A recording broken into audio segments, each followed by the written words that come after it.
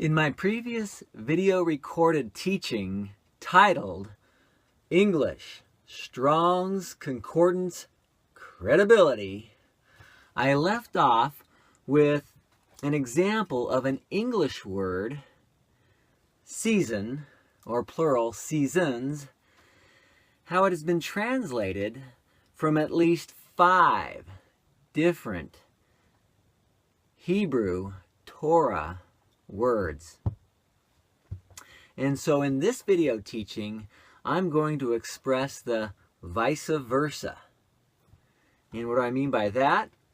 Where the same biblical Hebrew and even Greek words that can have interchangeable different English words, definitions, and interpretations, and how we can prove some more credibility in how to effectively use concordances out there, such as Strong's, even though they might have some imperfections a little here and there.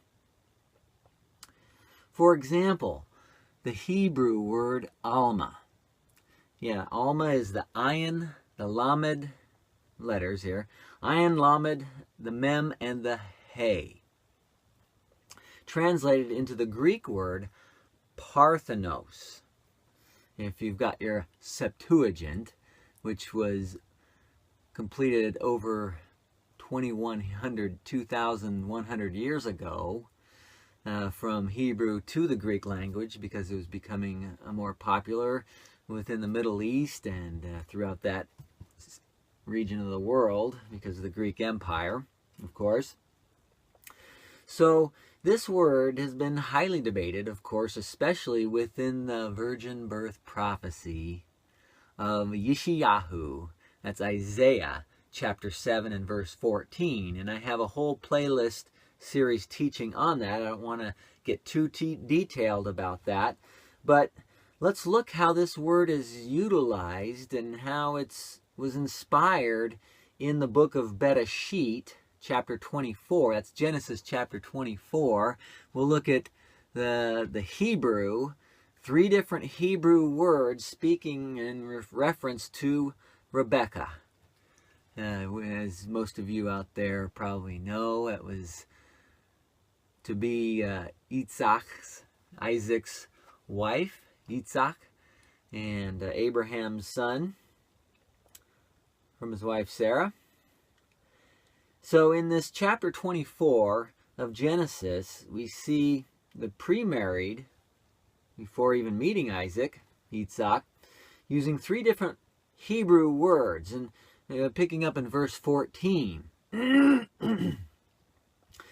quoting in the English here, it says, "And Abraham's servant prayed." This is when he was made that vow to Abraham that he would go and find this, and if they turned him down, he can come back without her. So he's praying, he's getting there, and here is his prayer, and I quote here, it says, "Now let it be that the young woman that he's out to look for," that Hebrew word is not Alma, it's Na'ara. That's the Nun, the Ayin, the Resh, and the He. Completely different Hebrew word here. The young woman, or I think the King James old one says girl, or some translations will say girl, or young woman, young lady. And so notice it's referring to her with that Hebrew word, and it says here, "To whom I say, please let down your pitcher that I might drink."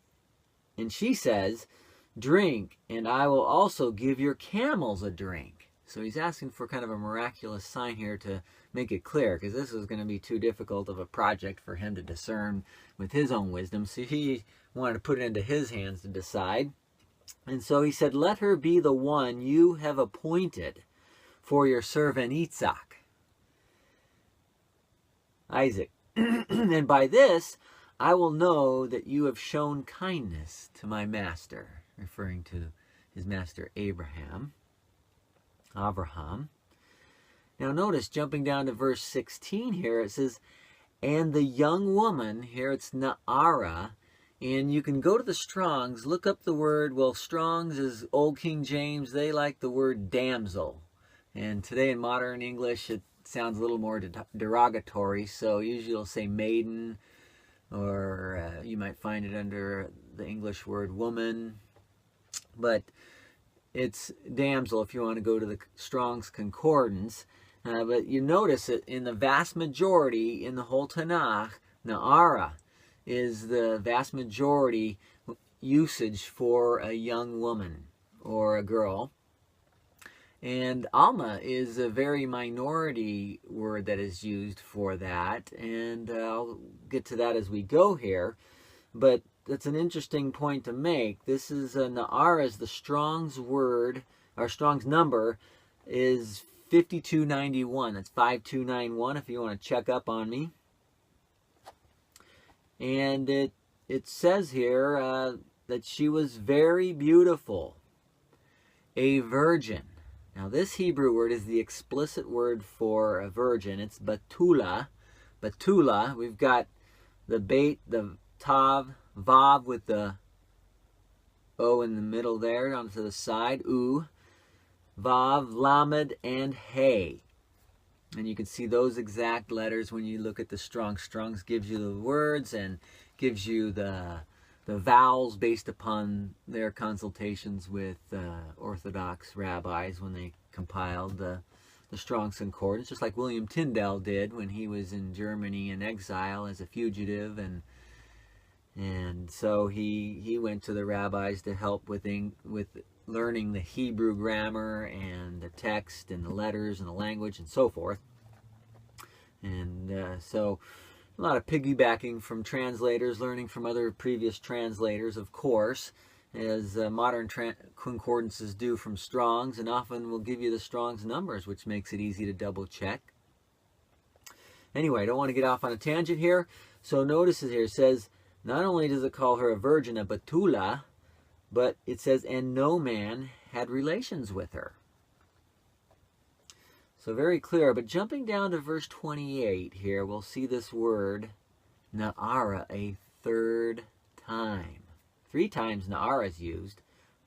Batula just once. And so it says here in verse 28, so the young woman, the Na'ara,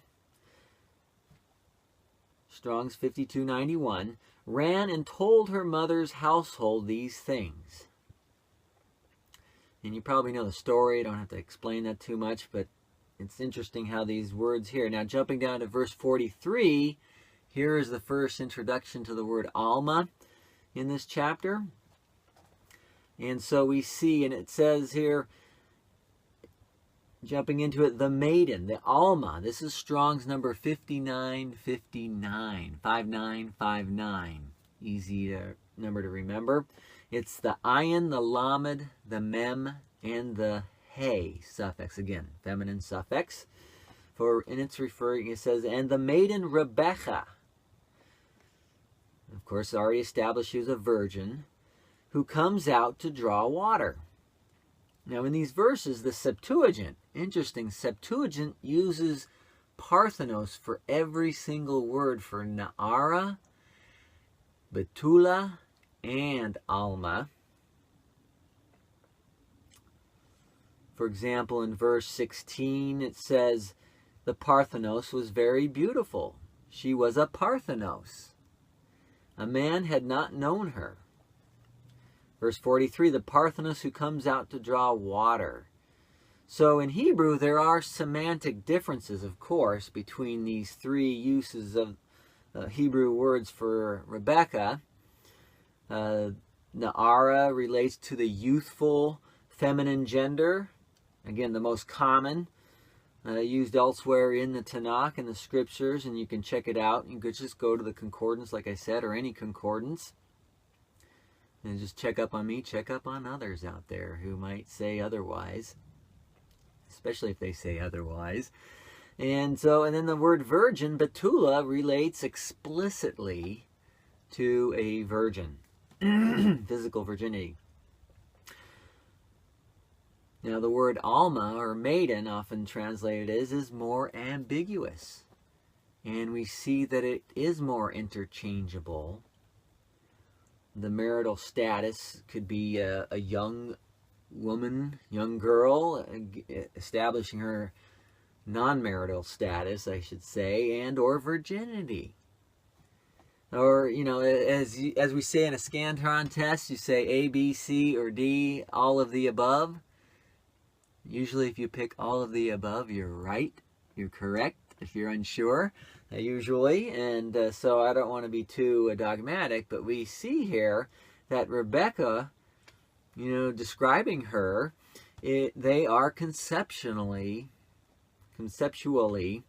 identical. She was a Naara, a Betula, and an Alma. 3, interesting number in the scriptures, wouldn't you say so? And Naara is used 3 times within that chapter as well, referring to her. So, and then also in the ancient Greek, it's Parthenos.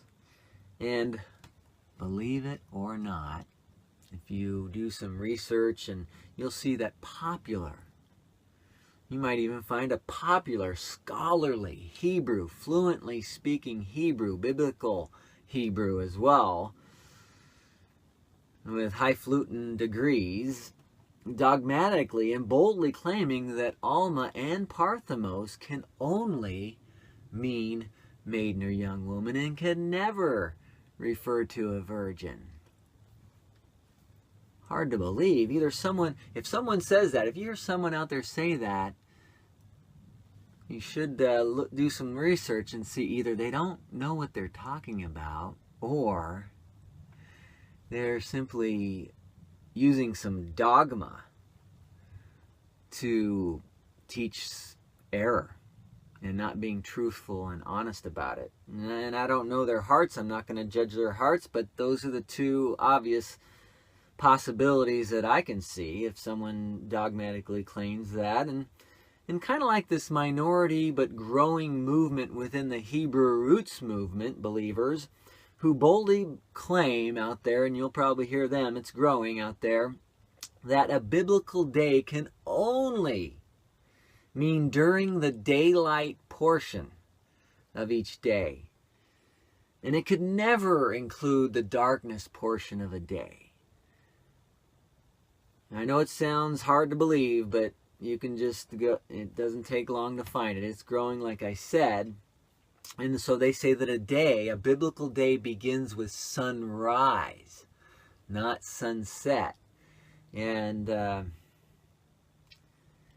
beware, check up on them, like I said, and understand that these words can be interchangeable. And like I said in the last video teaching, Yom, the word day can also mean just a period of a year, or give or take. It's not a really always defined exactly the same, in other words. So like I said, nevertheless, let me get back to this Greek word Parthenos, meaning it can mean a maiden, a young woman, or a virgin.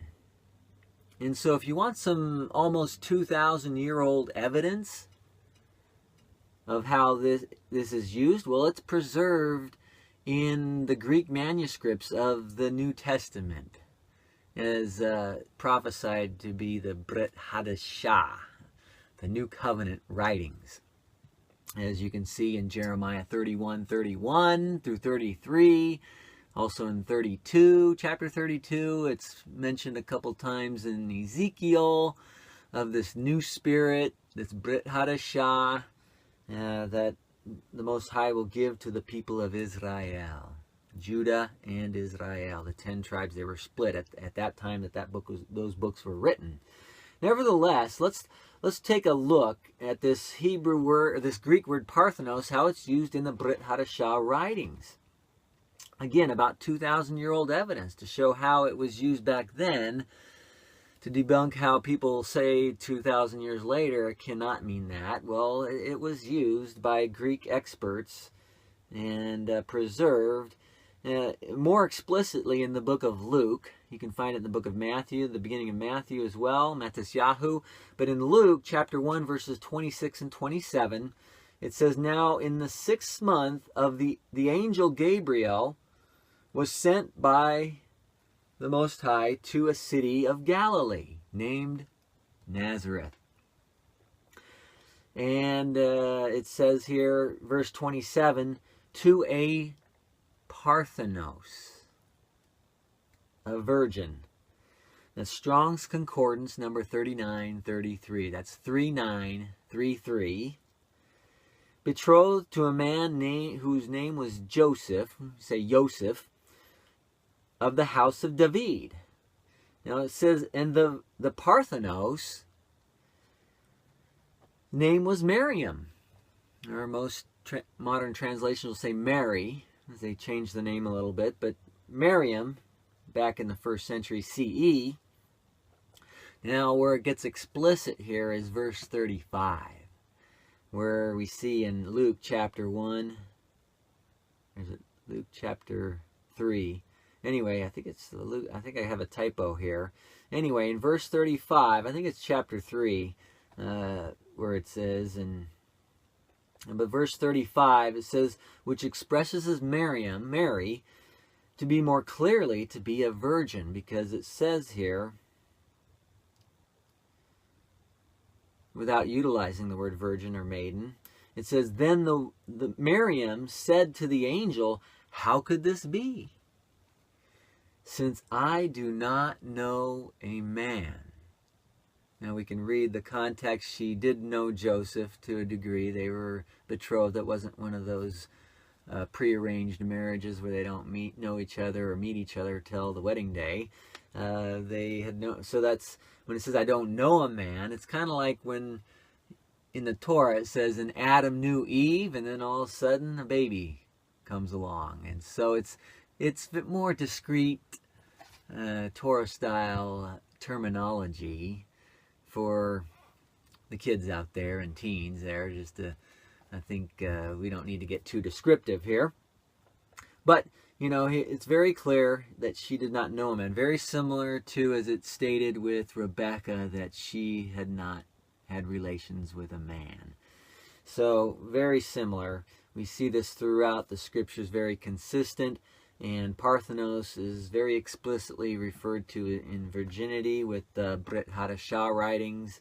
And therefore, beware, again, of those out there who dogmatically say that this word, whether it be any word, this word in the scriptures can only mean this, only have one possible interpretation.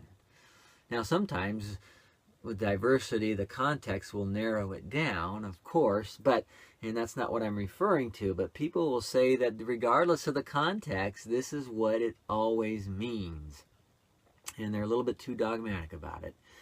So, that being said, stay tuned, please, and interested as well in my next video to add to this playlist, where I'm going to go to regarding 3 similar Hebrew words in the Tanakh here, translated into English as king, anointed as the noun, and the third word, Messiah. All translated into English. But let's go back to the Hebrew words for those in my next video teaching.